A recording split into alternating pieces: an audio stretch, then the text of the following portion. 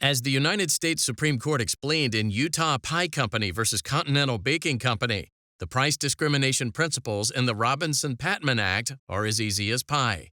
Frozen dessert pie, to be precise. Utah Pie, a small Utah corporation baking pies in Salt Lake City, entered the frozen dessert pie business in 1957.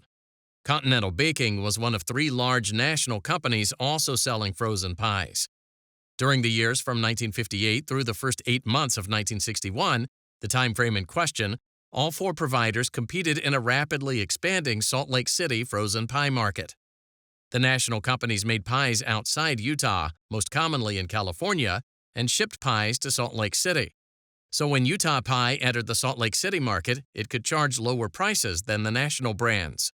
And price was a major competitive factor in the Utah frozen pie market. The national companies then reduced their prices below Utah Pie's prices and below what they charged in nearby markets outside Salt Lake City.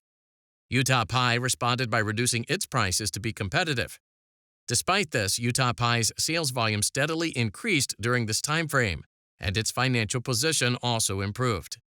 Utah Pie then sued Continental and the other national companies, alleging that their price reductions violated the Clayton Act as amended by the Robinson Patman Act. The jury found that the national companies hadn't conspired to fix prices, but found for Utah Pie on the price discrimination count. The 10th Circuit reversed, and the United States Supreme Court granted cert.